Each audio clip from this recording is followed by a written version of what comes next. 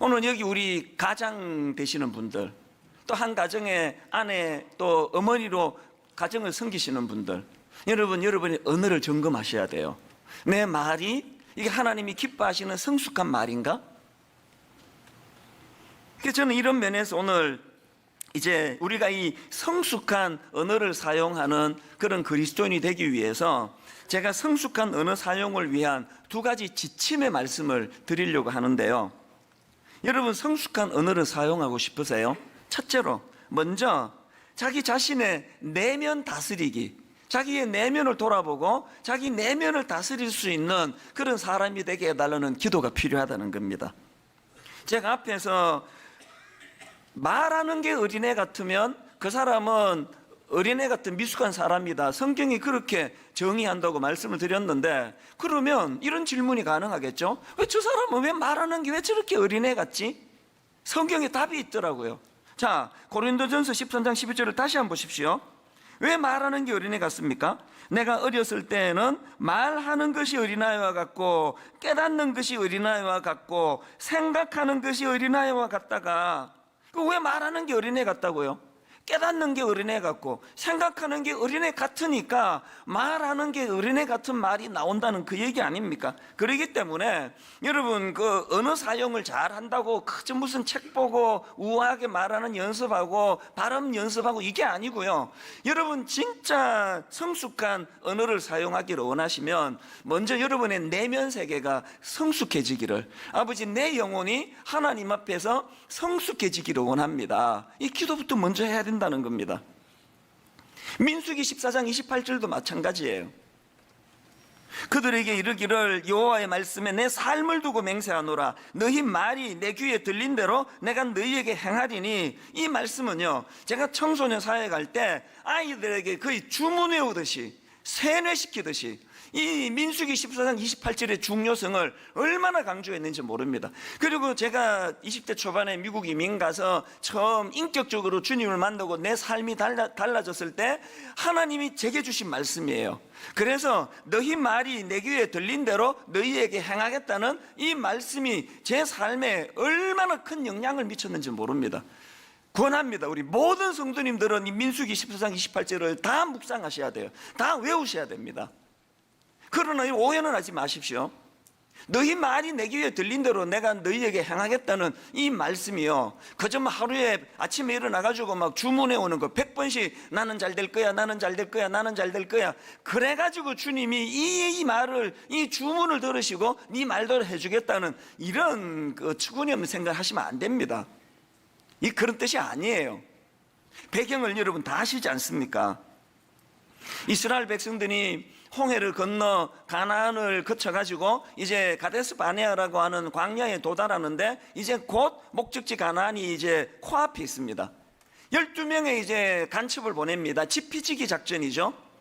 우리가 싸워야 될 적들의 형세가 어떤지, 상황이 어떤지 40일 동안 샅샅이 정탐을 하고 돌아왔는데요, 똑같은 것을 보고 온 이 정탐꾼이 딱 두 패로 나뉘는 거예요.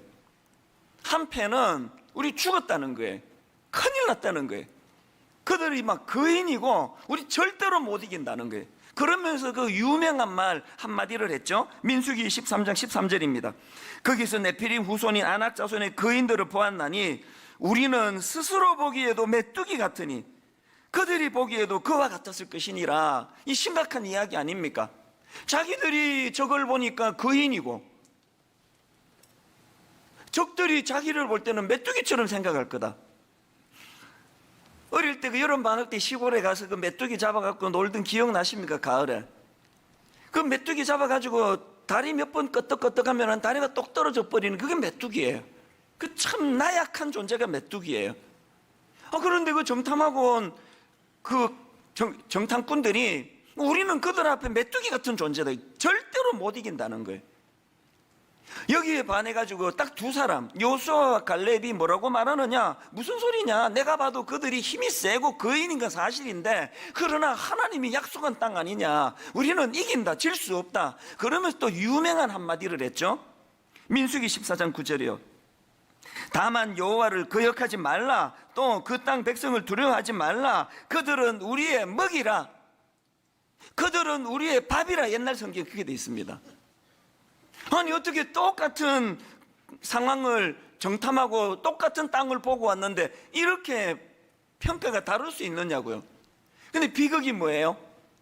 이 죄성을 가진 우리 인간의 비극은요, 항상 하나님의 약속을 근거로 한 낙관적이고 희망적인 말에는 귀를 기울이지 않고, 안 된다, 메뚜기다, 우리는 죽었다, 이런 데만 귀를 기울이는 게 우리의 한계 아닙니까? 이스라엘 백성들이 그 두 보고 중에 어느 쪽을 택합니까? 우리는 메뚜기다, 우리는 못 이긴다, 우리 인생 끝났다. 그래가지고요, 막 밤새 울고 불고 통곡을 하고 그 지도자 모세와 아론을 원망하고 이제 우리 죽었다, 왜 멀쩡한 우리를 유혹해가지고 우리를 죽게 만드느냐, 그러면서 이제 우리 애굽으로 돌아가야 된다, 비굴하게 벽도 꿇고 살더라도 목숨은 부지해야 될 거 아니냐, 이렇게 막 그냥 백성들이 부안해동하던 그 상황에 주신 말씀이 민수기 14장 28절이에요. 그들에게 이르기를 여호와의 말씀에 내 삶을 두고 맹세하노라. 너희 말이 내 귀에 들린 대로 내가 너희에게 행하리니. 자, 여기서 여러분 한 가지 꼭 짚어야 될 포인트가 있는데요,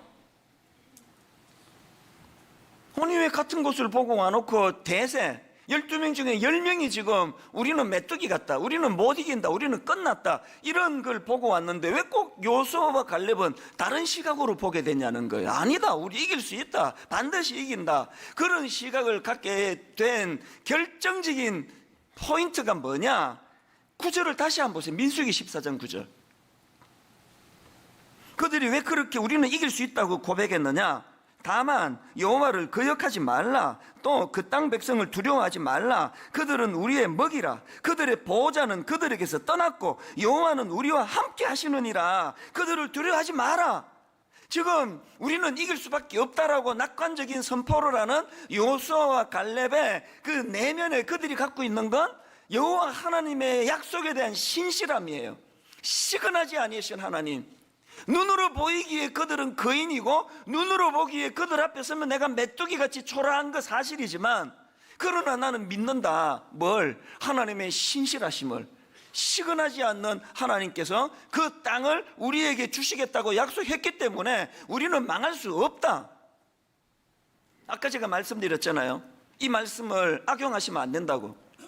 그 심리 이런 것 도입해가지고 아침에 일어나가지고 자기 암시, 나는 잘 될 수밖에 없다, 나는 잘 될 수밖에 없다, 이거 100번 하고 이제 내 말대로 될 거라고 하는, 이게 아니에요.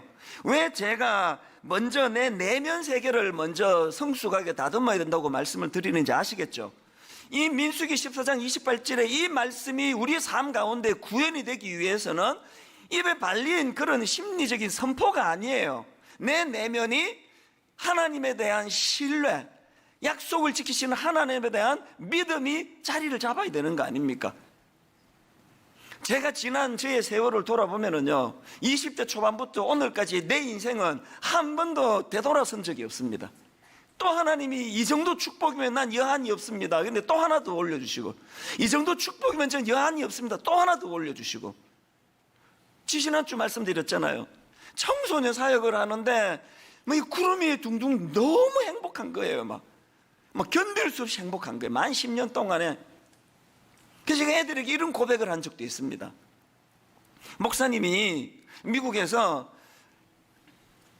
단독 목회의 꿈을 가지고 한국으로 돌아왔는데 너희들하고 지낸 이 시간들이 너무 행복해가지고, 목사님은 오늘 밤 죽어도 난 여한이 없다, 내가 단독 목회하러 여기 나왔지만 단독 목회 시작도 못 해보고 내 인생 끝난다고 해도 난 여한이 없다, 그렇게 행복했어요. 30대 내내 어떻게 인간이 이것보다도 행복할 수 있을까? 오죽하면은 제가 개척을 하면서, 하나님, 인간이 찾아먹을 행복, 저는 30대 때 청소년과 더불어 다 찾아먹었습니다. 저 개인을 위해서 저 여한이 없습니다.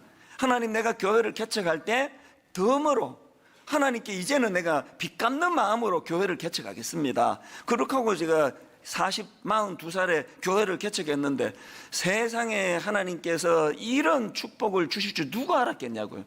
그러니까 저는요, 한 가지 여러분이 저에게 배워야 될 게 하나 있습니다. 저는 현재가 너무 기쁜 사람이고요, 그리고 저는 제 미래가 너무너무 기대가 돼요. 이제 1년만 있으면 내가 60이에요. 내 60대가 너무 기대가 돼요. 내 20대가 어떻게 출발했는데 30대가 어떻게 청소년과 더불어 이런 행복을 누렸고, 40대 교회를 개척하고 나서 말로 다 할 수 없는 기쁨을 누렸고, 50대 지금까지 내 기쁨은요, 이런 말로 다 못하는데, 이게 지금 이게 수학적인 그래프로 친다면 내 60대는 또 얼마나 아름답겠습니까? 이게 어떻게 가능한지 아세요? 민수기 14장 28절이에요. 너희 말이 내 귀에 들린 대로 그대로 행하겠다. 이게 무슨 뜻이라 그랬죠? 주문 외워도 주절거리는 의미가 아니라 신실하신 하나님을 내가 붙잡고 그 약속을 내가 신뢰할 때 내 내면 세계가 하나님 향한 믿음으로 채워져 가면 이 약속은 반드시 이루어진다는 믿음이 있으니까 어떻게 해야 됩니까? 부족하지만 제 영적인 내면을 다듬기 위하여 만족함 없이 더 성숙해지기 위하여 늘 하나님께 기도하고 구하면서 꿈을 가지고 나가니까요, 이게 저의 60대가, 저의 70대가, 저의 80대가 너무너무 기다려지고 너무 기대가 되는 거예요. 여러분에게도 이런 인생의 기대감이 회복되기를 원합니다. 그러려면 어떻게 해야 된다고요? 내면을, 약속을 붙잡고 요수아와 갈렙같이 믿음으로 내면이 다듬어져야 된다는 겁니다. 제가 앞에서 그 말그릇이라는 책 소개해 드렸는데요, 그 책 제목이 왜 말그릇이냐, 이거를 설명하기를 저자가 이렇게 설명합니다. 사람들은요, 각각의 말그릇을 다 갖고 있대요. 그런데 어떤 사람은 말그릇이 어린애 밥그릇처럼 조그만 넓이와 폭이 좁은 그릇을 갖고 있는 사람이 있고요, 어떤 사람은 이 말그릇이 넓고 깊은 그릇을 갖고 있는 사람이 있다는 거예요. 그래서 말그릇이 좁고 얕은 사람은 그 얕은 데서 생각나는 대로 막 그냥 되는 대로 말하는 거예요. 상대방에 대한 고려 이런 것도 없고 막 생각하면 툭툭 튀어나오는, 이게 얕은 그릇을 갖고 있는 사람의 태도고요, 깊은 그릇을 갖고 있는 사람은 말을 내뱉기 전에 상대방의 마음을 배려하고 상대방의 기분을 살피고 그렇게 신중하게 다가가는 이 말그릇이 깊이 있는 그릇을 가지고 있는 사람이다. 그 책이 주장하는 게 뭐냐면은, 그 말이라는 거는 그 사람의 인격이고 그 사람의 됨됨이고, 말이라는 거는 그 사람이 갖고 온 이 내면의 깊이를 드러내는 거라는 거예요. 아까 제가 서두에 아무리 신문에 이름 막 계속 나오는 유력한 정치가를 만나도 한 10분 이분 말하는 게 어린애 같으면 얕잡아 보인다니까요. 왜? 아무리 뭘로 포장해서 여기까지 왔는지 모르지만 만나보니까 이 사람은 그 깊이가 미성숙한 어린애와 같기 때문에 그런 사람에게는 긴장이 안 생기거든요. 저는 여러분의 내면이 하나님이 기뻐하시는, 믿음으로 말미암아 하나님이 기뻐하시는 깊은 성숙을 향한 몸부림으로 다져진 이 말그릇이 크고 넓은 말그릇을 가진 주님의 자녀들 되시기를 바랍니다. 두 번째로요, 성숙한 언어를 사용하기 위해서 한 가지 지침이 더 있습니다. 감사의 언어 회복하기. 제가 이번에 참 깨달음 하나를 에베소서 읽다가 얻었는데요, 에베소서 5장 3절 4절을 보십시오. 음행과 온갖 더러운 것과 탐욕은 너희 중에서 그 이름조차도 부르지 말라. 이는 성도에게 마땅한 바니라. 누추함과 어리석은 말이나 희롱의 말이 마땅치 아니하니 오히려 감사하는 말을 하라. 여기서 제가 발견한 게 이 말씀의 구조예요. 여기 보니까요, 그 악한 말과 행동이 무려 흉측한 표현이 6가지가 등장을 해요. 음행, 온갖 더러운 것, 탐욕, 누추함, 어리석은 말, 희롱의 말, 이런 악한 말과 행동이 쭉 열거가 되는데요, 이것들의 대항마로 주시는 하나님의 대항마는 딱 하나예요. 뭐예요 그게? 오히려 감사하는 말을 하라. 와, 이걸 깨닫고 제가 정말 은혜를 많이 받았습니다. 온갖 우리 내면에 추잡한 것, 우리 입술에 악한 말, 이 모든 것을 안 하려고 애쓰지 말고요, 하나를 회복하시면 돼요. 뭘? 오히려 감사하는 말을 하라. 이 감사하는 말이 지닌 파워, 능력, 이게 엄청나다고 성경은 말하거든요. 감사를 표현하셔야 돼요. 저는 여러분 다 아시지만 우리나라가 너무 좋은 사람이에요. 전 가족이 이민을 갔는데 저 혼자 한국으로 역이민 와가지고 되돌아와 산 지가 지금 만 29년째거든요. 그런데 여러분, 만 29년 동안 저 혼자 한국으로 역이민에 되돌아온 거 가족 못 만나 어머니 못 뵈 외로운 건 있지만요, 단 한순간도 후회해 본 적이 없어요. 막 미세먼지 많고 그래도요, 막 열받으면 미국 가쁘니까 그냥 그건 그냥 열받으니까 하는 소리예요. 갈 마음 없습니다. 난 우리나라 너무 좋아요. 그리고 우리나라 분들 진짜 좋은 분들이에요. 근데 딱 한 가지, 너무 내가 마음이 아픈 한 가지, 우리나라 분들이 갖고 있는 진짜 고쳐야 되는 게 감사를 말하지 않는다는 거예요. 절대 말 안 해요. 그 백화점 같은 데 들어가는데 지금 바로 뒤에 누가 따라오는데 뒷사람도 고려 안 하고 문 확 닫아가지고 그 앞에 사람 코 깨질 뻔하는, 이것도 나쁜 짓이지만요, 그 또 나쁜 게 하나 있습니다. 제가 이제 한 대여섯 걸음 뒤에 사람이 오는 거를 보고 문을 잡아줘요. 그 고마운 일 아닙니까? 문을 잡아주면요, 그 지나가면서 멀뚱멀뚱 그냥 지나가요. 근데 여러 번 내가 이 말을 내뱉을 뻔했습니다. 충동적으로. 인사하고 가지. 근데 청년이 지나가면 충동이 더 생겨요. 어이 젊은이, 고맙다는 말하고 가지. 왜 그냥 가? 진짜로 내가 말할 뻔한 적이 몇 번이나 돼요. 그 고맙습니다. 그게 그렇게 힘드는 일입니까, 그게? 제가 문을 받쳐주면요, 꼭 떠오르는 어느 글에서 읽은 에피소드 하나가 제가 생각이 나는데요. 어떤 분이 이제 그 미국에 유학 중에 있었던 일인 것 같아요. 미국 사람이 자기 집에 식사 초대를 한 거예요. 가보니까 애가 아직 어려요. 3살, 4살 갓난 애기입니다. 그래서 이제 그 아이들 체어에 앉히고 뭐 벨트하고, 그래서 이제 숟가락질 이제 그 포크 하는 거 이제 갓 배울 그 나이 아닙니까? 막 서툴게 포크하고 그 잘못 사용하다가 얘가 그 스푼인지 포크인지를 떨어뜨린 거예요, 바닥에. 엄마가 부엌에 뭐를 했는지 그거 보고 이제 와가지고 그 스푼을 씻어가지고 이제 그 애에게 다시 줬단 말이에요. 떨어뜨려가지고 난감해하던 이 어린애가요, 엄마가 주시니까 좋아가지고 바로 이제 포크로 음식을 먹으려고 그러니까 그 엄마가 정색을 하고 그 아이에게 이야기하더래요. 탁탁 치면서 Say something, say something. 우리말로 하면 너 뭐라고 말해야지. Say something. 그 엄마가 갑자기 그 무서운 얼굴로 식탁을 딱딱 치면서 너 뭔가 말해야지 그러니까 그 갓난 애기가요, 3살 4살 먹은 애가 당황이 돼가지고 막 어쩔 줄 몰라 하다가 울먹울먹 하다가 울음을 터뜨리더래요. 근데도 이 엄마가 조금도 그거에 흔들리지 않고 너 뭐 말해야지. 얘가 모르니까 이렇게 가르쳐 주더래요. Say thank you. 고맙다고 말해야지. 그러니까 얘가 이제 엄마가 원하는 게 뭔지를 알고는 비로소 울먹울먹 하면서 Thank you, mom. 그랬더니 엄마가 얼굴을 다 풀고 밝은 얼굴로 그렇게 You welcome. 괜찮아. 이게 잊혀지지가 않아요. 왜 그 문을 잡아주는 고마운 일을 하는데 지나가면서 감사합니다, 이 쉬운 말을 왜 안 합니까? 안 가르쳤으니까 안 하죠.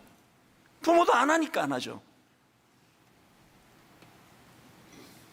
근데 여러분, 여기서 중요한 거 하나 있습니다. 에베소서 5장 3절 4절을 메시지 성경으로 다 들어보십시오.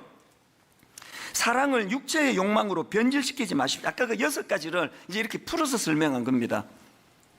사랑을 육체의 욕망으로 변질시키지 마십시오. 난잡한 성행위, 추잡한 행실, 거만한 탐욕에 빠져드는 일이 없게 하십시오. 몇몇 사람들이 남의 뒷말하기를 즐기더라도, 그 다음 잘 들어보세요. 예수를 따르는 사람들은 그보다 나은 뭘 가져야 한다고요? 어느 습관을 가져야 합니다. 더러운 말이나 어리석은 말은 입에 담지 마십시오. 그런 말은 우리의 생활 방식에 어울리지 않습니다. 교회는요, 예수 그리스도의 십자가로 변화된 사람들이 모인 곳이고요, 교회는 세상의 방식을 따르는 사람들이 아니라 이 예수를 따르는 사람들은 그보다 나은 어느 습관을 가져야 합니다. 이 연습하는 곳이에요. 이제 오늘부터 한 달 내내 화장실에서 누구를 만나든 차를 몰고 주차장으로 들어가는데 주차 봉사하시는 분 땀을 뻘뻘 흘리고 봉사하면 차 문을 내리고 간단하게 한마디만 하면 되잖아요. 수고하십니다, 감사합니다, 고맙습니다. 한국말이 서투시면 땡큐 그렇게 하고 들어가세요. 그 어렵습니까? 우리가 교회에서 감사하는 표현을 하는 이 언어 습관을 교회에서 회복을 해야 돼요.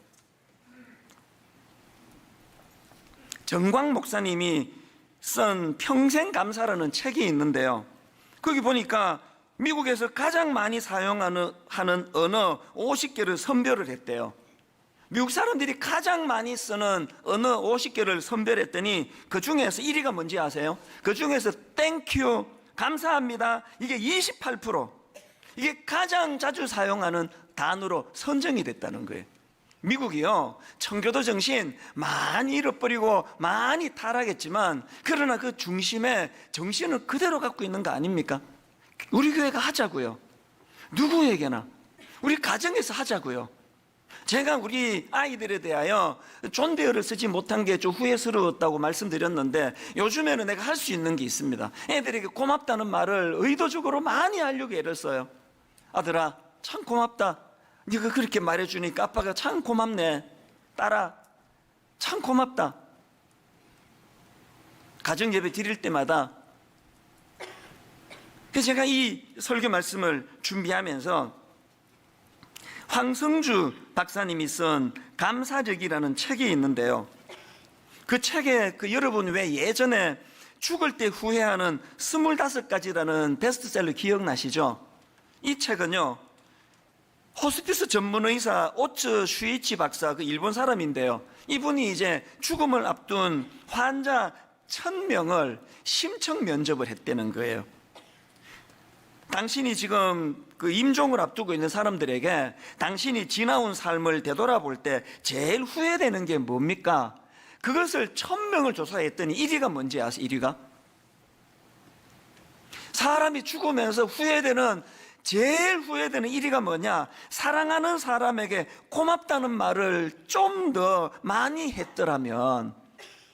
황성주 박사님 책에서 제가 그 글을 읽으면서 나는 죽으면서 이 후회만큼은 하지 않도록 해야 되겠다 결심한 거예요.